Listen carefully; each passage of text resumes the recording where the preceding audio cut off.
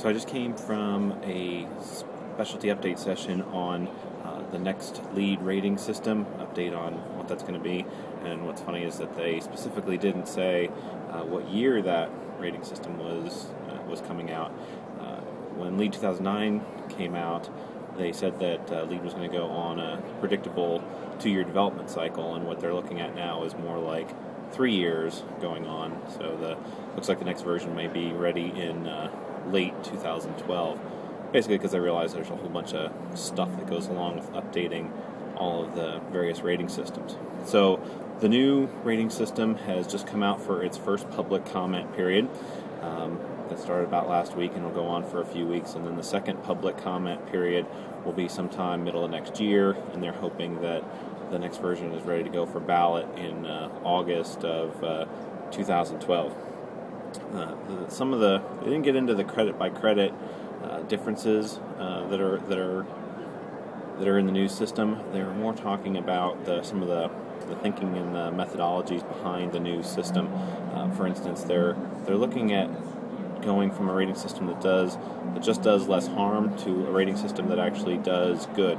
They're hoping that, not necessarily in this version, but in other versions, that a LEED Platinum building is actually a net positive building as opposed to just net zero, and then the system keeps ratcheting up. One of the things I thought was interesting is they reminded everybody that the title is Leadership in Environmental and Energy Design, and if we didn't keep moving it would be called SQUID, Status Quo, Energy and Environmental Design, which I thought was funny. So, in addition to the updates in the current credit categories, there are 2 new credit categories. There's one that starts with integrated process, that'll be a new credit category, and a new credit category in performance. So here's a little summary of what I heard on the different categories. The sites category, there's going to be more focus on transportation, and I'm not really sure what else because I kind of zoned out there for a while. Water, they're going to add credits for the dress cooling tower and process water and appliance water, in addition to the other irrigation and indoor water use credits. They're also going to have water metering and reporting that'll actually be in the performance category. Under energy and atmosphere, a couple of the major changes include design phase energy modeling, commissioning, which is actually now in the performance category too, along with measurement verification, but there'll be an commissioning envelope requirement as part of the commissioning prerequisite.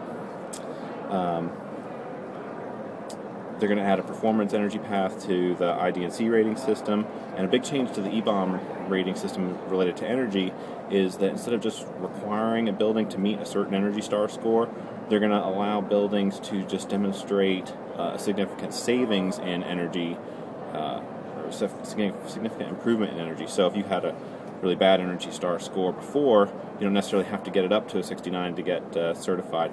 If you can show incredible improvement, then that would be good too. The MR credit's going to encourage more of a life cycle cost thinking and highlight the thinking on the reduce, reuse, recycle concept. The major changes to the environmental quality section are going to include acoustics. The acoustics requirements in schools are going to change. They're going to add an acoustics credit to the new construction. They're consolidating the VOC credits into one comprehensive VOC credit.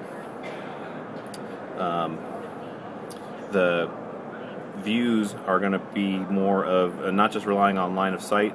You're going to have views based on the angle of the occupant has, and it has to be a quality view. They made the comment that in the current rating systems you can have a view of a brick wall out of a 6-inch slit, and that would still count as view. Innovation and design, there is going to be a requirement for the LEED AP. If you want to get that credit, you have to be LEED AP with specialty credential in that rating system. So that's new. We kind of expected that was coming. And then the performance category, all of the commissioning requirements are going to be in there: measurement verification, water efficiency and metering, the occupant survey, anything related to building performance is going to be in that category. And it's important to note that that's not just We're not talking about the actual performance of the building, that's still an E-bomb thing, but these are performance-related credits that are moving to the performance category. So some pretty big changes. Look for that in 2012, and we'll see if we can't find out more information between now and then.